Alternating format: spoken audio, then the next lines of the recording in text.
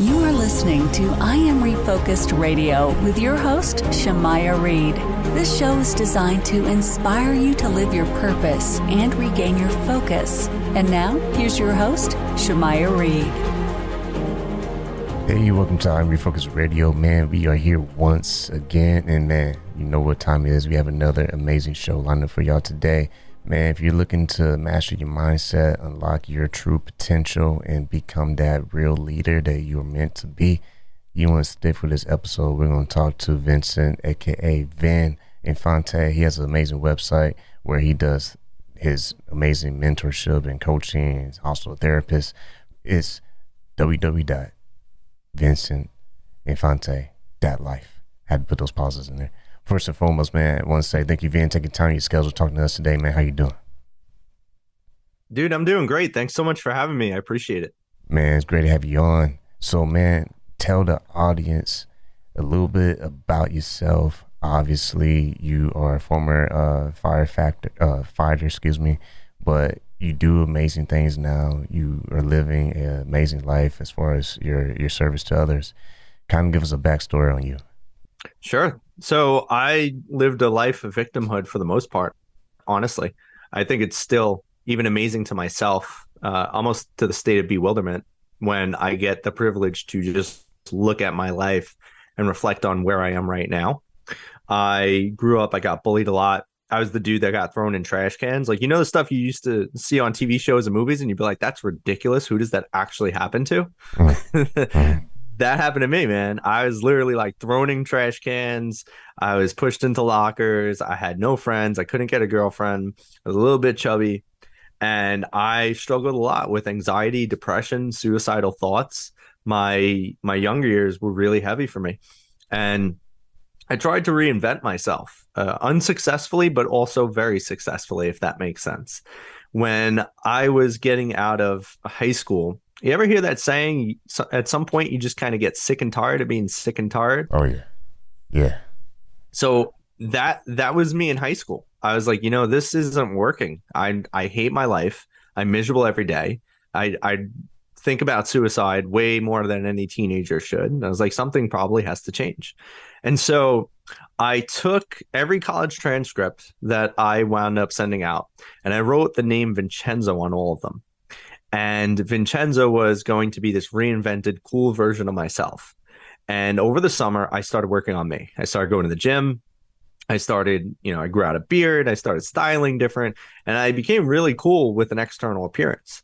And that worked. I started getting attention from women. I started getting guys that wanted to be my friends because I was cool now and I was getting attention from women. And then I took school more seriously. Say I graduated high school with like a 68, dude. The only school I got accepted to was a community college that, well, I lived next to. Yeah. And so, yeah, I didn't do great. So going into college, I got a little more serious. Now, I was doing good in school. I graduated in Psych National Honor Society. I had a 3.8 psych GPA, a 3.6 overall GPA, and I got accepted to every master's program that I applied to. Not that that really means much of anything. That just meant I was good at taking tests and writing papers. Now, going to my master's program, and I'm doing great again. I'm doing okay. But things are getting worse for me mentally. I'm having these mental breakdowns every week. I'm spiraling out of control. I have my therapist on speed dial. He wants to put me on medication. And life's getting worse. I wanted to drop out of college every semester. And somehow I made it. It was just such a blur. But I still don't remember the intricate details, but somehow I made it. And at 23 years old, I call this my moment in the mirror. I finally graduated college. I had my master's. I had some money in the bank. I was working 2 jobs. I was ready to become a full licensed therapist. I had a hot girlfriend. I was driving a Camaro. I was the man from the outside point of view, but my insides were still fucked up, so to speak. And when I had this one day where I'll never forget it, it was a summer day. And I was in the bathroom at my parents' house, and I was just feeling all the emotions. I was feeling anger. I was feeling sadness, frustration, anxiety. I was so fed up, and I slammed my hands on the counter, and I was like, "What is wrong with me? Why do I still feel this shit, man?" And I looked in the mirror, and I was like, "Oh my God!" I was like, "I get it. You're Vincent. And that was the first time in 7 years I said my actual name instead of going by Vincenzo. And what I did in that moment was I took back all my power. And I realized that that was such an amazing and powerful moment for me because I finally accepted myself, which was something I was avoiding. And I swear, man, as woo-woo and spiritual and hippie as it might sound, in that moment, I actually felt true peace. And it's almost as if my anxiety and depression started disappearing just in that moment. And I started working on this understanding that as you gain more control over life, life feels better. And that whole scenario beforehand, all the suffering I had was caused by me giving away my power, my emotion, my feelings. And so in that's where the whole aspect of me teaching internal leadership and unlocking your leader and mastering your mindset began. And that was my journey. And that was where I started. And ever since then, it was just a life of servitude, right? Life of being a therapist and a firefighter and a coach and a mentor. And that's kind of what led me here. And so I know I monopolized the first piece, but you asked about what got me here, and that was it. No, that's perfect, man. By the way, listen to Refocus Radio, talking to Vin Infante. And yeah, I mean, that's super cool. But when it comes to leadership, and it sounds like you had confidence. It's not that you didn't have confidence. It's just that you still trying to sharpen different areas in your life. Was it a sense of, okay, I'm already confident, but I just got to acknowledge that I have some weak points in my life? Was that the case? And if so, what was the process like overcoming, knowing the reality of that? It's a good question. I don't know if it was that I actually did have confidence. I think that throughout life we can observe, right? Like one of the cool things about being human is we're pretty good at observing shit. Yeah. And I think I observed things that confident people did. And so I was mirroring them, but you ever heard the term dissociation? Mm-hmm. Yeah. So in the psychological terms for the audience who may not know, it's when you are in something or you're experiencing something, but you feel nothing about it. Mm-hmm. And so I would say it was almost a confidence dissociation. Like I knew if I had the car, I knew if I looked a certain way, I could get the girl and I could have the friends.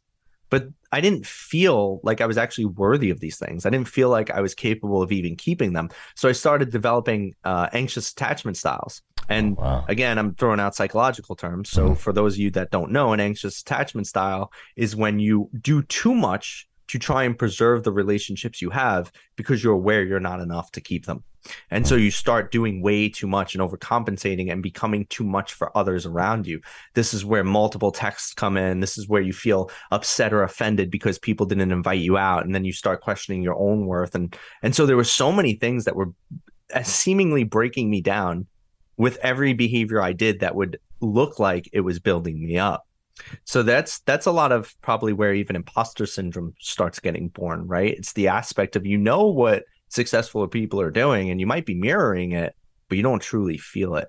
So I would say that's what it was for me. Man, that's some good stuff, because it's also like, what if someone is, I don't know, they are trying to mirror something, right, of what other successful people are doing, but they themselves are not that successful, if that makes sense. And yeah, how does a person, I mean, every person is different, obviously, but how does one take that approach to attempt to get that fixed and get that kind of recognized? Because denial is always the worst thing someone can do. But someone who's true to themselves to say, you know what, I need to recognize this crap. Okay, how can I start fixing this? Right. Well, that's where I talk about the power of that moment in the mirror. That moment in the mirror, when I said my own name, that was me being willing to accept everything, right? I think from me, I was running from everything. That's why I didn't want to be called Vincent. But when I said I'm Vincent, what that really was, it wasn't just me saying my name. That was me saying, I am willing to accept everything that Vincent is, all the good and the bad.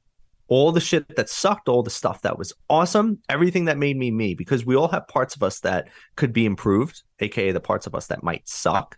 Or we also have parts of us that are awesome and we really like, but maybe we dim down because others might make fun of it. Like, dude, I've always been a nerd.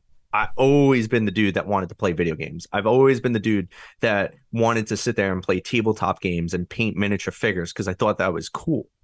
And when people would make fun of me for that, I'd like shut it down, and I didn't want to embrace that side of me. And so I wasn't being true to myself in multiple ways. And so I believe if you want to start changing, that question that you asked, if you want to start changing, you have to start being honest with who you are and where you are. That's the big key. And then from there, you got to start asking, who do you want to be? So a piece that I left out about my story, because I wanted to make sure I wasn't just dominating the whole episode, was I had a very honest, angry conversation with myself in that mirror after I took my power back. I said, do you really, like, let's be honest here. I said, you really want to be known like this? You want to be known as a weak, helpless loser who's struggling with anxiety, who's having panic attacks because they need to make a decision, who's incapable of living life, who nobody will ever admire, who nobody wants to follow, who everyone has to pity, who everyone has to take care of. You really want to be this person? Like, this is what you want? You, even if you live till 80, you got another, what, freaking 50 years of living like this? You're okay with that? And I was like, no, I'm not. I don't want to be this person anymore. And then you ask the better questions. Great. Who do you want to be? Because if it ain't that person, you got to stop. But you can't stop unless you know where you want to go. So who do you want to be, man? I was like, okay, well, I want to be inspiring. I want to be courageous. I want to be confident. I want to be happy. I want to be funny. I want to be a leader. I want to do all of these things that make me powerful. I want people to look at me and be like, damn, that guy's got it. Like, how can I follow that guy? How can I learn from that guy? Like, how do I be that guy? I want to be that. So then the next question is, well, what do you do it? See, because I've never believed in the bullshit of fake it till you make it. And I'm a great experience or a great candidate to say it doesn't work. You can't fake it till you make it. You're always going to be aware of what you're doing is bullshit. But what I do tell people is you got to believe it until you become it. So when I said I no longer want to be that person, I want to be this person, by acknowledging that I was not yet that person, I was able to start asking, can I be that person? And are you willing to put in the work to be that person? And once I said yes, then that's where you start, like, you believe it until you become it. Because now that I acknowledge I am becoming this person, I want to be this person, I will take actions and do what I have to do to become this person, I can actually start building in that direction. So now I'm believing it, and now I'm doing things in alignment with what I believe. That's creating certain behaviors and patterns and habits and actions. And when you do that, you're not just believing anymore. Now you actually are that person, which means you've become it. And now the rest of the world just has to see it. So that's the process. Listen, I'm Refocus Radio, talking to our guest, Infante, and man, I'm a visual person. So when you talk and other people on my show talk, I always go into a movie theater and like visualize everything. I can't help but visualize because I'm into music and I played the trumpet since the 5th grade, and I don't touch it no more, but it's just going to be used as a metaphor. What's interesting is when I was in band, like me and my classmates, we knew nothing. All we knew is that we picked the instrument that we wanted to apply in 5th grade, and then we just stuck with it, you know. So my point is, just because you have the instrument, you know, whether it's, you know, saxophone, trumpet, piano, drums, whatever it is, yeah, it looks nice, but it's sitting there collecting dust until you do something about it. So like you won't ever be able to master that instrument unless you apply, you know, what are the, like you said, identify what are the things that's going to make it better. Because until you identify those things that will make it better, you're going to be the person that never practices, and you just have a nice instrument. You have a nice trumpet, you have a nice drum set, but man, you're terrible because you're not practicing. You're not doing nothing to make it your masterpiece. Yeah. Yeah, man, that's a great point. I want to bounce off your analogy, actually, just to really hit home for the listeners, if you don't mind. Yeah. So I love that analogy. That, like, I'm also a very visual person. I'm very creative. So when you were speaking about that, I was like, oh, dude, this guy got it. Like, you hit the proper analogy. When people say fake it till you make it, it's like sitting in the band while everyone's playing and you don't know how to fucking play. That's good And you're right just there. sitting there hitting the buttons, right? Hey, yo, that's good right there, man. That's a good one. That's a mic drop moment right Right? there. That was good. No, it's true. Keep going, man, because I know you got more with that. Yeah. I was getting that visual, like when you're talking about that, I was like, that's fake it till you make it.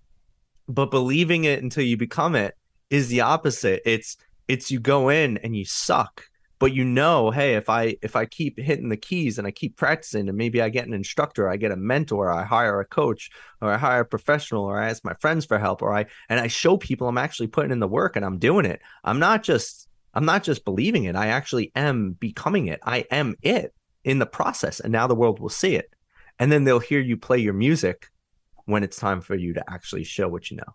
Man, that's some good stuff, because that's a great metaphor just with life. And it's funny you say that, because on my show, every now and then I'll say, like, your life is a blank canvas, but your gift is to paint. But what you do with your action is your mark on history. So it's the same thing with the music, same thing with your career, your field, whatever you're doing. It's up to you. You know what I'm saying? Like, no one's going to, like, sign up and do your task for you, because you're just that guy who's in the band, just, throwing the drumsticks in the air, acting like you're making, hits. You're not. You're just there, and that's not the way we're meant to live. Yeah. Well, you're right on that, right? It's not. See, we've been fed so many lies, man, as kids, and they sound like they make sense, but when you get older, if you actually think about it, a lot of them is just bullshit, right? You probably heard knowledge is power. That I hate that saying, man. I yell at so many of my clients for that, because they'll sit there and they'll just absorb knowledge, but knowledge is useless. Knowledge is only potential power. What you do with the knowledge is what's important. So I tell everyone, knowledge is useless, but action is everything. If you can't apply it, if you can't do anything with it, it's fucking pointless. Like, what are you going to do? If I told you, hey, go out and read 1,000 books about working out, but you're not allowed to ever go to the gym, you're not allowed to ever touch a weight, and you can't teach anyone what you know, the hell was the point of reading the 1,000 books? How did it benefit you? Did your body transform because you read the book? No. If you don't go actually take that info, work out, utilize what you learned about diet, and change, you're not going to get anything. One of my favorite quotes is probably something that everybody should memorize, because it's by Aristotle, and I memorized this quote because it's super important. And it says, "We are what we repeatedly do. Excellence, then, is not an act, but a habit." Yeah. If we don't do it, then we ain't going to become it. Period. Once again, listening to Focus Radio, talking to our guest, Vin Infante. Man, you can go to his website. It's easy. It's vincentinfante.life. And let's kind of tap into your services and what you do, because, like we kind of touched on, we're trying to unlock the inner leader guy or gal and live our life to our fullest potential. And that's the key. Action. We're trying to live, not just think about it. Because you can think about this for the next 5 years, it ain't going to do you no good unless you actually start on day one. So when it comes to your services, what are some of the things that you work with your clients to make sure that they're a good fit and that they're serious about taking this next step? Sure. So what I do is I do one-to-one coaching, which is a combination hybrid service, which is very unique. 99% of people cannot do what I do, nor do they do what I do, because I have a background in therapy. And so I do a combination of aspects of therapy, mentoring, and coaching. And when you're working with me, it's really to take a lot of action and create change in life or business. I work with high performers, as I would classify them. And these people are typically entrepreneurs, somebody who's already got a side hustle, trying to become a full-time entrepreneur. They're business owners, startups. I work with big companies, big firms. And I help people really, what you said and what my little tagline is master their mindset and unlock their inner leader. And this allows people to get quicker results. I don't believe you need 10 years in therapy. That's why I created my own process, because I think the current model sucks. I think it needs to be improved, and I think it can be. And so my process is, you come to me, we work for a few months. If you're ready, if you put in the work, I have to choose you. You can't just pay me and work with me. I'm not money hungry. I have to actually choose you as a client to work with me, because if you're not a good fit, I don't care about your money. I don't need it. I don't want it. I would rather work with somebody I could actually help. And I would rather give my time to somebody I could help. And if I can't give my time to somebody I help, I'd rather just use my time how I want, like playing video games or going to the gym or doing whatever the hell I want. Right. So you can't buy my time. I will allow you to buy my time if you're a good fit. So that's how I work with people in one-to-one capacity. I'm very careful about that. I also offer masterminds where it's connecting people with like-minded mindsets to solve problems in life and business. There's different tiers for different levels, whether it's starting entrepreneur or 7 or 8 figure business owner, we have a place for you. And I do keynote speaking. I do workshops. I do seminars.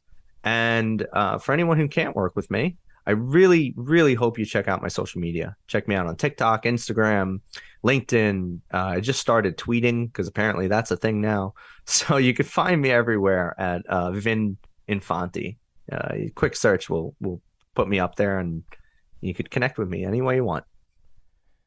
Yeah, I like what the theme of this episode really truly is.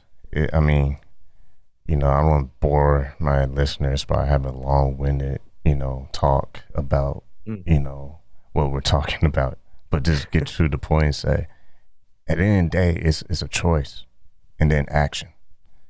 Because your choices, I had someone on the show who said, your choices is your life. That's what your life looks like now.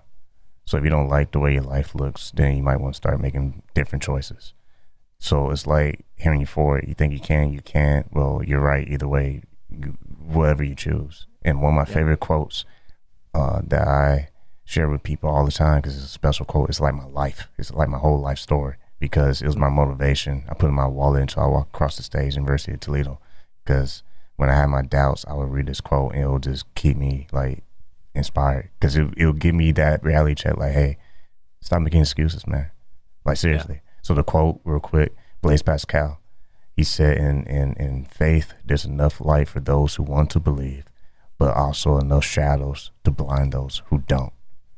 And it's just a remix version of Henry Ford's You Think You Can or You Can't, You're Right. It's just a longer version. But I like the way it's broken up, because Blaise Pascal, he wasn't even like a religious person, but he used the thing of faith, and I looked at it like faith as in like you can't see it, but it's like it's the goal, it's the positive motivation. But it's not good enough though, because you're either gonna trust the light that's gonna guide you there, or you're gonna be distracted by the shadows that will blind you. Because I think shadows can blind us if we focus on them. Because if you focus everything on the excuses and the distractions and the why I can't or why I suck or whatever, you just believe in the shadows, so you stay in the shadows. But coming to the light, it takes commitment and action. You got, like you said earlier, sick and tired of being sick and tired. Well, you really not sick and tired if you're playing the drums in the air or just fingering buttons on the trumpet or the keys. Yep. That you're not sick and tired yet. But I think what's funny is life will keep hitting you until you get sick and tired of it, and then you have to finally make that decision. Okay, the time's now. I played the dumb. Now it's time to get smart and just act on it. Just act on what it is I really need to do to change my life. Yeah. I mean, you hit it on the head. You should probably be a mindset coach too, I'd say. But I appreciate it. I love it, because you're right. There's one thing I definitely want to leave some of your listeners with. I think one of the problems with today's society is that we put too much emphasis on feelings. Feelings aren't real. They're just not. And I'll go to my death fighting for that point, because it's true. Feelings aren't facts. They're just indicators. But each feeling is there for a specific reason. For instance, anxiety is to warn you of danger, right? Depression is to force you to actually be introspective. They've done research on this. This is how it served our ancient ancestors. And they didn't just sit there and like lay in their caves for 3 months sad, right? Depression was, and people could look this up. I'm going to give you a technical term to Google. Analytical rumination hypothesis. You can find studies on it. It's basically what they found is that depression is actually us, or our central service systems, telling us, hey, something's wrong in your life and you need to figure it out. So it forces us inward, right? You probably notice when people get depressed, they get withdrawn. they care less about others and things, and they just focus on, well, what do I want to do? Well, I want to lay in bed for 3 days. So the problem with society nowadays is they're saying, oh, just lay in bed. You need 3 days? Lay in bed for 3 days. That's okay. You don't feel like it. Yeah, no, that's a fucking problem. If you're laying in bed for 3 days, it's because your body is like, hey, we got some shit to figure out. You got to get thinking. But what will we do? We'll lay in bed for 3 days. We'll drown ourselves in Netflix and crap food and, whatever the hell other crappy ideas we're choosing. If we're feeling anxiety, instead of figuring out, why are we sensing fear? Like, what is it about this that's causing me to feel this thing? We're like, oh, okay, I'm feeling anxious. Let me just cancel my plans and cancel on everyone and sit home and lock myself in my room. Like, we have gone so far away from understanding ourselves that it continues to put us in these states where we have no way to empower ourselves. And your quotes hit on the head. I love studying quotes because quotes are timeless pieces of wisdom. Henry Ford is long dead and gone, but here we are talking about him. And so if you study quotes, you also take brilliant pieces of knowledge from the past and bring them to your life. I study quotes deeply because they're important. And people need to understand what you said, man. You're right. Whether you think you can or you think you can't, you're right.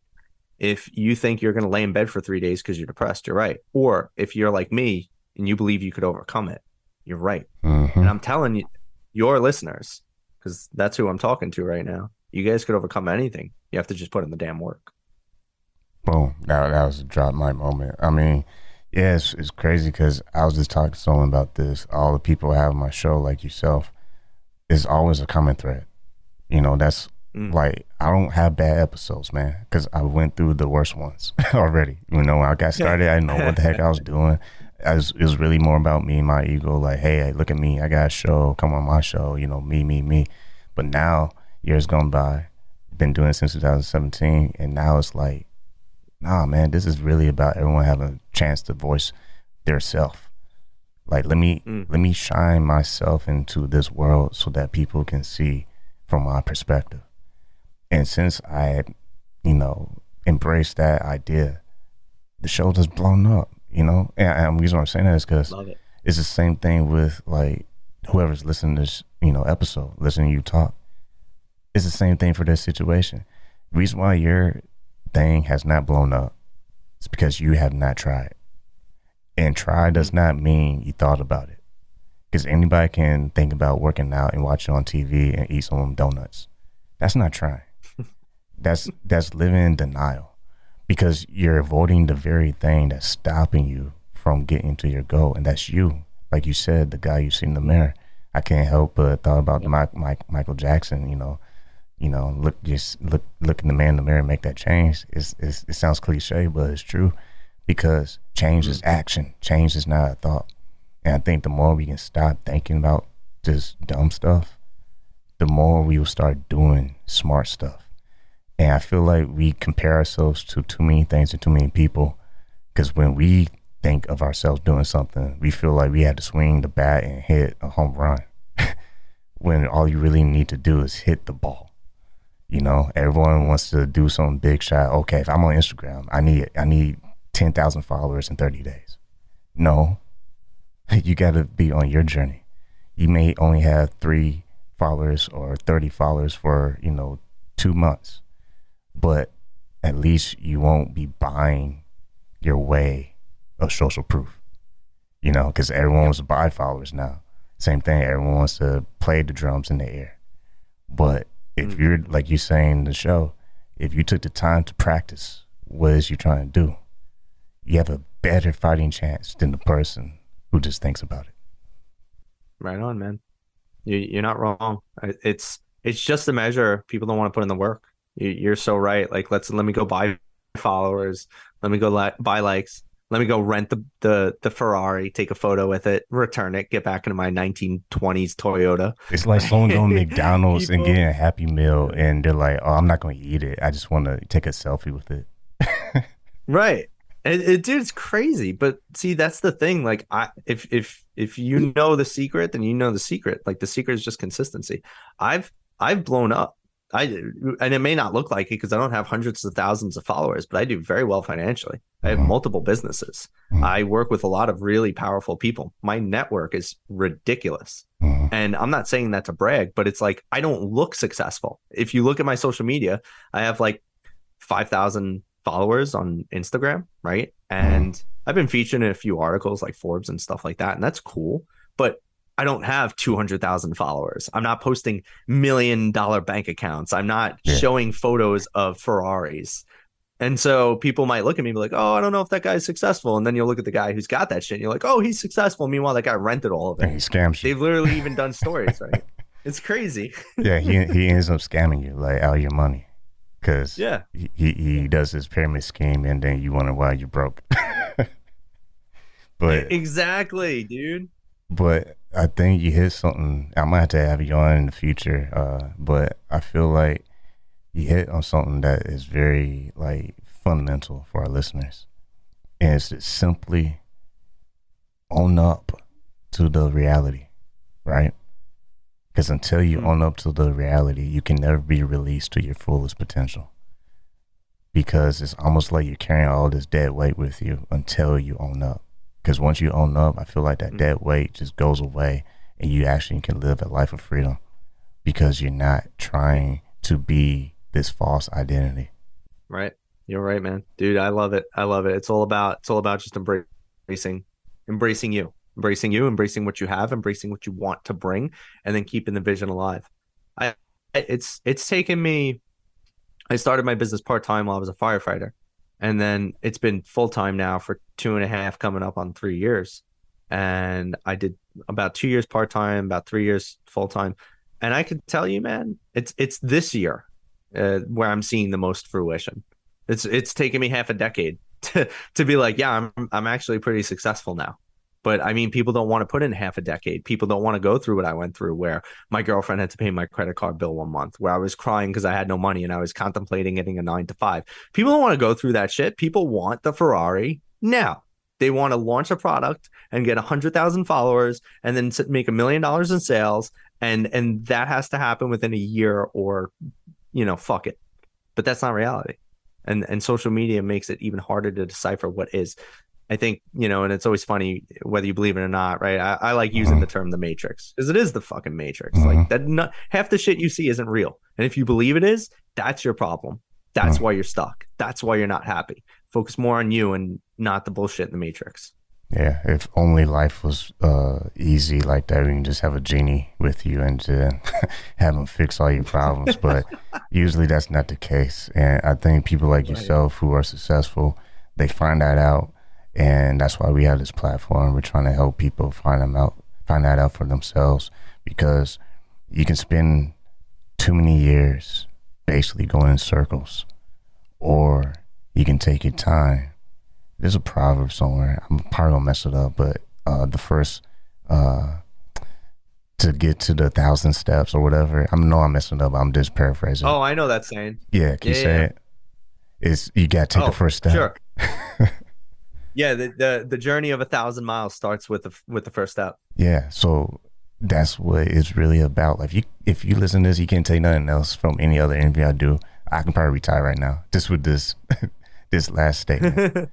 You gotta take that step, man, and you gotta keep taking that step, because it's like the quote: "There's enough light to guide you there, but there's also distractions, aka shadows, that will keep you stuck." That's the way you gotta look at it. If I'm not growing, ask yourself why I'm not growing. I'm sure you probably had to do that with you. You had to look in the mirror and say, okay, yeah, you know what? This fake it till I make it, it's just not cutting out. And eventually, I think that's what happens. And if you're fortunate enough, we can catch it earlier on before we expire. Because there's a guy who was on my show who's a retired Air Force guy, longest serving African-American Air Force. And he said, man, no one cares about the day you're born or the day you die. It's about the dash. What did you do with your time on this earth? That's the only thing that matters. It's not about what you thought about. It's not what you was trying to do to fake till you make it. Because no one's going to talk about that. Hey, you remember Johnny? He was playing the drumsticks in their ear. He's the best drummer in the world, but too bad we couldn't hear him. You know, I love that. Can I give you is one of my favorite quotes or favorite things I heard. Yeah. Back when I was really transforming myself, I used to listen to a lot of speech compilations on YouTube. And I think I really can't remember the voice. It might have been Denzel Washington. I'm not sure, but it sounded like him. And he said, you know where the richest place in the world is? And a bunch of people were shouting out answers. USA, Dubai, blah, blah, blah. He's like, no, you're all wrong. It's the graveyard. The graveyard is where people go with million, billion, even $1 trillion ideas, and they let it die with them because they were too afraid to do it, or they were too busy doing some other stupid shit, or they were too busy suffering, or they were too busy in their own way, and they were too busy with this or that. Whatever the case is, they never went there. And I took that saying and I like deeply implanted it in my mind, because now it's become a motivator. In fact, some people think I'm crazy, and your audience might as well, but I like to go for runs in the graveyard. Honestly, I'll go for a run outdoors in the graveyard because I'm doing that to remind myself my obligation is to come here broke as a joke.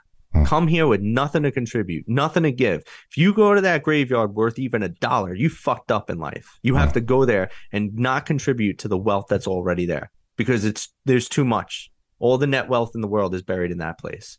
And so my goal is to go there absolutely worth less than a penny, maybe even go there in debt. Right.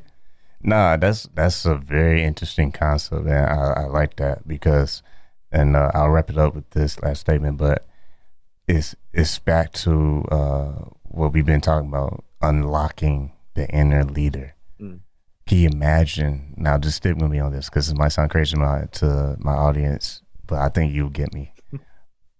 Imagine if you kept that inner leader locked up until the grave, and then he's mad at you, fussing at you, like, bro, why did you not let me out, man? You had all this time. Yeah. And now I'm buried with you. That's what I'm getting right now while I'm thinking about this. It's like, if you don't unlock the inner leader in yourself today, tomorrow's not promised. He can be buried with you forever because you chose to play it safe. You chose to quit, or you chose to basically not believe in yourself. So you choose that excuse and be like, oh, I'm never going to be this and never going to be that. Well, it's your fault. It's no one else's fault. You can't go to the grave and be like, you know, it was so-and-so. It was them. Nah, it's going to be you. You held yourself back. Yeah, man. You're 100% right. I love it. When you die, you're going to meet the version of yourself that you were supposed to become if you didn't do it here on the earth. Man, on that note, dropping mics all day, man. We've been talking to our special guest, Vincent Infante. You go to his website, vincentinfante.life. Call to action. Some listeners right now, and they ready to take that action and connect with you if they are a good fit. What's the best way they can do that? You could fill out a free session assessment on my website. It says book your strategy session, or just DM me on Instagram, DM me on TikTok, LinkedIn, or send me an email at vincent@vincentinfante.life. That's my email, vincent@vincentinfante.life. Once again, man, true honor talking to Vin today. You listen to this right now, make sure you share this with somebody, because somebody out there, they need to hear this. They need that inspiration, motivation, encouragement to take action. And you yourself, you owe it to yourself to take action. Don't be passive, man. Don't quit anymore. Today's a change that you can start now. You know, don't put it off. Like I said, tomorrow's not promised, so now it's just start now. So once again, man, I want to say thanks to Vin. Take your time to schedule. Talk to Omni Focus Radio, man. All right. Thank you for having me, man. Appreciate you.